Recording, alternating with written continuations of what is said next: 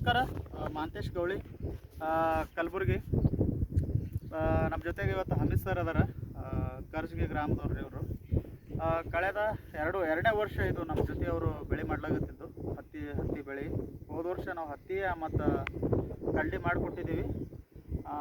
ಕಳ್ಳಿಗೆ ಯಾವುದೇ ರೀತಿಯಲ್ಲಿ ಗೊಬ್ಬರ ಹಾಕ್ಲಾರ್ದಂಗೆ ಅದು 24 ಎಕರೆ ಕಳ್ಳಿ ಮಾಡಿಕೊಟ್ಟಿದ್ದೀವಿ.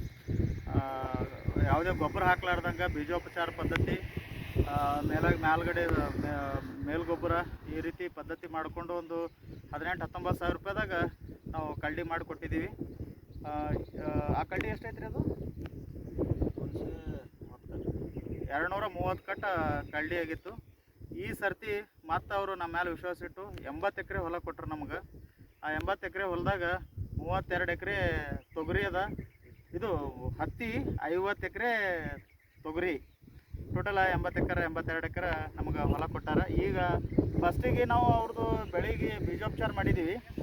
2,500 ರೂಪಾಯಿದಾಗ ಎಲ್ಲ 80 ಎಕರೆ ಹೊಲಕ್ಕೆ ಬೀಜೋಪಚಾರ ಆಗಿದ್ದದ. ಇದು ಈಗ ಬೀಜೋಪಚಾರ ಆಗಿ ಹೊಲಗಳು, ಇದು ಹತ್ತಿ ಎಲ್ಲಿ ಯಾವುದೇ ರೀತಿಯಲ್ಲಿ ಬೀಜಗಳು ಹಾಳಾಗಿಲ್ಲ. ಮತ್ತು ಆ ಸೈಡ್ ಅದೆಷ್ಟು ಎಕರೆ ಅದ ರೀ ತೊಗರಿ?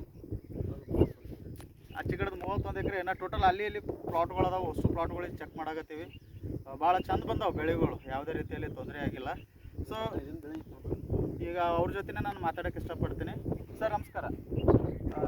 ಸೊ ನಿಮ್ಮ ಅಭಿಪ್ರಾಯ ಹೆಂಗೆ ಅನಿಸ್ಲಾಗತ್ತೆ? ನಮಗೆ ಹೋದ ವರ್ಷ ಹಿಡಿದು ಈ ವರ್ಷ ಅಂತ ಚಲೋ ಅನಿಸ್ಲಾಗತ್ತೆ. ಎಷ್ಟು ದಿನ ಅದ ರೀ ಬೆಳೆ? 22 ತಾರೀಕಿಗೆ 15 ದಿನದ ಬೆಳೆ ಅದ ರೀ. ಇದು 15 ದಿನದ ಬೆಳೆ ಅದ ಅಂತಂದ್ರೆ ಮತ್ತೆ ಏನಾದರೂ ನಿಮ್ಗೆ ಪ್ರಾಬ್ಲಮ್ ಅನ್ಸೋದ್ರಿ? ಯಾವ್ದು ಸ್ಟಾರ್ಟ್ ಆಗಿಲ್ಲ, ಯಾವ ಡೋಸ್ ಇಲ್ಲ. ಹಾಂ ತಗೊಳ್ಳೋದನ್ನು ಯಾವುದು ಕಟ್ಟಿಲ್ಲ. ಸೊ ನಿಮ್ಮ ಅಭಿಪ್ರಾಯ ಅಂತ ಹೇಳಿ ಬಂದಾಗ, ಈಗ 2 ವರ್ಷ ಆಗತ್ತೆ ನಮ್ಮ ಸಂಘಟನೆ ಕೆಲಸ ಮಾಡಾಕತ್ತು. ಸೊ ನಿಮ್ಗೆ ಇಲ್ಲಿ ಕಂಡಂಥ ಬದಲಾವಣೆಗಳು ಏನು ರೀ? ಇಲ್ಲಿ ಬದಲಾವಣೆ ಹಾಂ, ಈಗ ಹೊರಗಿಂದ ಗೊಬ್ಬರಕ್ಕೆ ಇದಕ್ಕೆ ಅಂತ ಹೇಳಿ ಬಂದಾಗ ರೀ ಚಲೋ ಅನ್ಸೋದು. ಅದಕ್ಕೆ ಇದಕ್ಕೆ ದುಡ್ಡಿನ ವ್ಯವಸ್ಥೆ ರೀ? ಅರ್ಧಕ್ಕೆ ಅರ್ಧ ಈಗ ಹಾಕಿದ್ರೆ ಒಂದು ಬೆಳೆಗಳಿಗೆ ಅಂದ್ರೆ ಒಂದು 20-25 ಸಾವಿರ ರೂಪಾಯಿ. ಹಾಂ, 20 ಸಾವಿರ ರೂಪಾಯಿ. 20 ರೂಪಾಯಿ ಈ ಕಡೆ ಆಳ ತೆಗೆದು ಅಂದ್ರೂ ಹೋಗ್ತದೆ. ಸೊ ಈಗ ಸಾಮಾನ್ಯವಾಗಿ ಒಂದೊಂದು ಸರ್ತಿ ರೋಗಗಳು ಬರ್ಲಿಕ್ಕೆ ಚಾಲು ಆಗ್ಲಾಗತ್ತಾವ. ಸೊ ಅಂಥ ಸಂದರ್ಭದಾಗ ಏನು ಹೇಳಕ್ಕೆ ಇಷ್ಟಪಡ್ತೀವಿ? ಮುಂಜಾನೆ ಕಡೆಗೆ ತೊಗೊಂಡು ಎಣ್ಣೆ ಹೊಡಿಬೇಕಾಗುತ್ತೆ. ಇದ್ರಾಗ ಇದು ತಾಕತ್ ಬೆಳೆದು ಇದು ಬೇರೆ ಐತಿ, ಅದು ಬೇರೆ ಐತಿ. ಸೊ ರೈತರಿಗೆ ಏನು ಹೇಳಕ್ಕೆ ಇಷ್ಟಪಡ್ತೀರಿ? ಒಂದು ಸಾಮಾನ್ಯ ನೀವು ಒಬ್ಬರು ಫಾರ್ಮರ್ ಆಗಿ, ಸೊ ನಿಮಗೆ ಏನು ಅನ್ನಿಸ್ತದೆ ರೀ? ಇಲ್ಲಿ ಚಲೋ ಮಾಡ್ಬೇಕು ಅನ್ನಿಸ್ತದೆ ರೈತರಿಗೆಲ್ಲ. ಸೂಪರ್. ಸೊ ಒಂದು ಪ್ರಾಡಕ್ಟ್ ಚಲೋ ಐತೆ ರೀ, ಮಾಡ್ಬೇಕು ಎಲ್ಲ.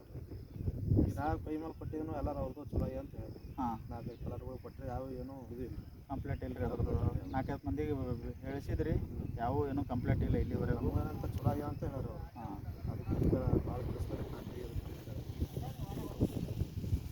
Thank you. ಸೊ ಯಾಕೆ ನಾನು ಈ ಮಾತು ಅವ್ರಿಗೆ ಸರ್ ಅವ್ರಿಗೆ ಕೇಳಾಕತ್ತೀನಿ, ಈ ಪ್ಲಾಟ್ ನಮಗೆ ಕಡಿತನ ಇದು ಅಪ್ಡೇಟ್ ಆಗೋದಿರ್ತದೆ. ಅದ್ರ ಜೊತೆಗೆ ಕಂಪ್ಲೀಟ್ ಸಾವಯವ ಕೃಷಿ ಅಂತ ಹೇಳಿ ಬಂದಾಗ ಸರ್ ನಾನೇ ಗ್ರೇಟ್ ಅಂತ ನಾನು ಹೇಳಂಗಿಲ್ಲ. ನಾನು ಹೇಳೋದನ್ನ ಗಮನ ಕೊಟ್ಟರು ಯಾರು ಗೋಳಂತಂದ್ರೂ 40,000 20,000 ಎಣ್ಣೆ ತಂದ್ರೂ ಒಂದು ಪ್ಲಾಟಿಗೆ ಬಂದು ಹೇಳಲ್ರಿ ಅವ್ರು. ನೀವು ಬಂದು ಹೇಳ್ತೀರಿ ಹಿಂಗೆ ಮಾಡಿರಿ ಅಂತ, ಅದು ಚಲೋ ರೀ. Thank you sir. ಸೊ ಒಂದು ನಾವು ಹೇಳೋದು ಅಷ್ಟೇ ರೀ, ಸಾವಯವ ಕೃಷಿ ಪದ್ಧತಿ ಆಲ್ಮೋಸ್ಟ್ 2,000 ರೂಪಾಯಿ ಎಣ್ಣೆ ತಂದ್ರೆ ಪ್ಲಾಟಿಗೆ ಬಂದು ಬರ್ತೀರಿ. ಅವರು 50,000 ರೂಪಾಯಿ ಎಣ್ಣೆ ತಂದ್ರೆ ಅವ್ರು ತಂದು ಯಾರಿಗೆ ಕಳ್ಸಂಗಿಲ್ಲ, ಬಂದು ನೋಡಲ್ಲ. ಫೇಲಾಗಿ ಆದ್ರೆ ಮತ್ತೆ ಎಣ್ಣೆ ಕೊಡ್ತಾರೆ ಅವ್ರು ದುಕಾನ್ದವ್ರು. Thank you. ಹಾಂ, ಅದೇ ನಾವು ಇದು ನಿಮ್ಮ ಸಪೋರ್ಟ್ ಈ ರೀತಿ ಇರಲಿ. ಸೊ ಎಷ್ಟರ ಮಟ್ಟಿಗೆ ಆತ ಅಷ್ಟರ ಮಟ್ಟಿಗೆ ನಾನು ಪ್ಲ್ಯಾನ್ ಮಾಡಾಕತ್ತೀನಿ ರೈತರಿಗೆ. ಆ್ಯಂಡ್ ಇನ್ನೊಂದು ಹೇಳ್ಬೇಕಾದ್ರೆ ಸಾಕಷ್ಟು ಕಂಪ್ನಿಗಳು ಬಂದಾವೆ ಆರ್ಗ್ಯಾನಿಕ್ದಾಗ. ಬಳಸ್ರಿ. ನಾನೇ ಶಾಣೆ, ನಾನೇ ಗ್ರೇಟ್, ನನ್ನ ಬಲ್ಲಿದೆ ಎಣ್ಣೆ ಸ್ಟ್ರಾಂಗ್ ಅದತ್ತು ನಾನು ಎಂದೂ ಹೇಳಲ್ಲ ಯಾರಿಗೂ. ಬಳಸ್ರಿ. ಒಳ್ಳೆ ಆರ್ಗ್ಯಾನಿಕ್ ಪ್ರಾಡಕ್ಟ್ಗಳು ಬಂದಾವೆ, ತರಿಸ್ಕೇಶನ್ ಹೊಡೆದು ನೋಡಿರಿ, ಇಲ್ಲ ಗೈಡ್ ಮಾಡ್ಕೊಡ್ರಿ, ಟ್ರೈನಿಂಗ್ ತೊಗೊಳ್ರಿ, ಅದ್ರ ಬಗ್ಗೆದಾಗ ಹೆಂಗೆ ಮಾಡಬೇಕು ಹೆಂಗಿಲ್ಲ ಅವೇರ್ನೆಸ್ ತೊಗೊಳ್ರಿ. ಬಳಸ್ರಿ. ಸಾವಯವ ಕೃಷಿ ಪದ್ಧತಿ ಮಾಡಿರಿ. ಗೋಮೂತ್ರ ರೆಡಿ ಮಾಡ್ಕೊರಿ, ಜೀವಾಮೃತಗಳು ರೆಡಿ ಮಾಡ್ಕೊರಿ. ನೀವು ಎಷ್ಟು ಸಾವಯವ ಕೃಷಿ ಪದ್ಧತಿಯನ್ನು ನೀವು ಅಳವಡಿಕೆ ಮಾಡ್ಕೋತೀರಿ, ಅಷ್ಟು ನಿಮ್ಮ ಬೆಳೆಗಳನ್ನೂ ಸದೃಢ ಇರ್ತದೆ, ಭೂಮಿ ಸದೃಢ ಇರ್ತದೆ ಸರ್.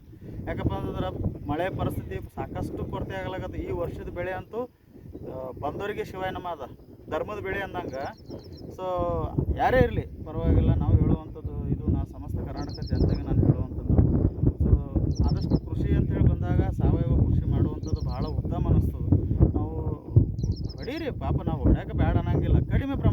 ಒಂದು ಸ್ವಲ್ಪ. ಇವತ್ತೊಂದು 10 ಚೀಲ ಖಾತ ಕಟ್ತೀರಿ, ಒಂದು 6 ಚೀಲಿಗೆ ತೊಗೊಂಡು ಬರ್ರಿ, 6 ಚೀಲದಿಂದ 4 ಚೀಲ ಅಥವಾ ಈ ರೋಗರ ಎಣ್ಣೆಗಳು ಸ್ವಲ್ಪ ಕರೆಕ್ಟ್ ನೋಡ್ತಂದು ಹೊಡೀರಿ. ಈಗ ನಿನ್ನೆ ನನಗೆ ನಿಮ್ಮ ಊರು ನೋಡಿದ್ರಿ ಅವ್ರು ಯಾರು ಸಿದ್ದರಾಮಪ್ಪ ಅವ್ರದ್ರಿ, ಯಾರು ಬಾಳೆ ನಿಂಬೆ ಗಿಡದವ್ರು ರೀ, ಮಾಷಾಳದವ್ರು ರೀ. ಹಾಂ, ಅವು ಕಬ್ಬಿಗೆ ತಂದು ಹೊಡೆದಾರ, ಪೂರಾ ಕಬ್ಬ ಇದು ಆಗ್ಬಿಟ್ಟದು, ಹಾಳಾಗ್ಬಿಟ್ಟದು. ಸೊ ಈಗ ಅದು ಕಬ್ಬಿತ್ತು ಏನಾರ ಐತಿಕ್ಕಿಂತ ಮೇಲಾಡಿ ಜಮೀನುಗಳಿಗೆ ತಂದಿಕೆಸಂದ್ರೆ ಇಂಥವು ತಂದು ಎದಕ್ಕೆ ಹೊಡೆದ್ರಿ ಹತ್ತಿಗೆ ತೊಗರಿಗೆ ಅಂತಂದ್ರೆ ಸಮಸ್ಯೆ ಆಗ್ತದೆ. ಹಾಗಾದ್ರೆ ದುಕಾನ್ದವ್ರು ಕರೆಕ್ಟ್ ಕೊಟ್ಟಿರ್ತಾರೆ, ನಾವು ದುಕಾನ್ದವ್ರಿಗೆ ಪ್ಲೇ ಮಾಡಲ್ಲ, ಅವ್ರು ಹೇಳೇ ಕೊಟ್ಟಿರ್ತಾರೆ ಎಷ್ಟು ಎಮ್ ಎಲ್ ಹಾಕೋದು. ನಾವು ಏನು ಶಾಣೆತನ ಮಾಡ್ತೀವಿ, ಅವ್ರು 20 ml ಅಂದ್ರೆ ನಾವು 25 ml ಹಾಕೋದು, 30 ml ಹಾಕೋದು. ಜನ ಜಲ್ದಿ ಕಿತ್ಕೊಂಡು ಹೋಗಲಿ, ಜಲ್ದಿ ಒಣಗಿ. ಸೊ ಗಡ್ಬಡ್ ಮಾಡಬೇಡ್ರಿ ಸರ್, ಯಾವುದಕ್ಕೂ ಗಡ್ಬಡ್ ಮಾಡಬೇಡ್ರಿ. ಸಮಾಧಾನ, ಒಂದು ಟೈಮ್ ಕೊಡ್ರಿ. ಬೆಳೆ ಅದ ಅಂತಂದ್ರೆ ಅದಕ್ಕೆ ನಾವು ಪೇಷನ್ಸ್ ಕೊಡ್ಬೇಕು. ಇದು ತಾಯಿ ಇದ್ದಂಗೆ, ಈಗ ಪ್ರೆಗ್ನೆನ್ಸಿ ಇದ್ದಂಥ ತಾಯಿ ಇದ್ದಂಗೆ ಈಗ ಇದಕ್ಕೆ ನಾವು ಸರಿಯಾದ ರೀತಿಯಲ್ಲಿ ಪ್ರಿಕಾಷನ್ ತೊಗೊಂಡ್ರೆ ಮಾತ್ರ ಬೆಳೆಗಳು ಬರ್ಲಿಕ್ಕೆ ಸಾಧ್ಯ. ನಾವು ಅದು ಬಿಡ್ತೀವಿ, ಸುಮ್ಮ ತರೋದು ಹೊಡೆಯೋದು ಮಾಡ್ಲಿಕ್ಕೆ ಹೋಗ್ಬೇಡ್ರಿ ದಯಮಾಡಿ ನಾವು ಹೇಳುವಂಥದ್ದು. ಯಾರೇ ಇರಲಿ ಸರ್, ಇವತ್ತು ನನ್ನ ಮನೆ ಆದ್ರೂ ಅಷ್ಟೇ, ಮತ್ತವ್ರ ಮನೆ ಆದ್ರೂ ಅಷ್ಟೇ, ನನ್ನ ಮನೆ ಹಾಳಾದ್ರೂ ಅಷ್ಟೇ, ನಿಮ್ಮ ಮನೆ ಹಾಳಾದ್ರೂ ಅಷ್ಟೇ. ಅದೇ ಪರಿಸ್ಥಿತಿದಾಗ ಬರೋದು ಬೇಡ. ಒಬ್ಬರದ್ರೆ ಅನುಕೂಲ ಆಗಲಿ, ಅನುಕೂಲ ಆಗಲಿ, ಅವ್ರು ತಿಂತಾರ ನಾವು ತಿನ್ನೋದು ಬೇಡ. ಸೊ ಮಾಡುವಂಥ ತೇರಿ ಒಂದು ಸ್ವಲ್ಪ ಕರೆಕ್ಷನ್ ಮಾಡ್ಕೊಂಡು ನೀವು ಹೋಗೋಂಥ ವೇ ಕರೆಕ್ಟೇ ಅದ, ಒಂದು ಸ್ವಲ್ಪ ಕರೆಕ್ಷನ್ ಮಾಡ್ಕೊಂಡ್ರಲ್ಲ ಬೆಳೆಗಳು ಚಂದ ಬರ್ತಾವೆ. ಯಾಕೆ ಮೊದಲೇ ಮಳೆ ಇಲ್ಲ, ಬಡ್ದಾಡಾಗತ್ತದ. ದಿನ ನಿಮ್ಮ ಕಡೆ ಕಾಣಾಗತ್ತವ ಸರ್ ಬೆಳೆ. ನಮ್ಮ ಶಿವಾರದ ಒಬ್ರೊಬ್ರು ಬೆಳೆನೇ ಇಲ್ಲ, ಬಿತ್ತನಕಿನೇ ಆಗಿಲ್ಲ ರೀ, ಇನ್ನು ಈಗ ಬಿತ್ತಾಗತ್ತವ ತೊಗರಿ ಅವು ಇವು.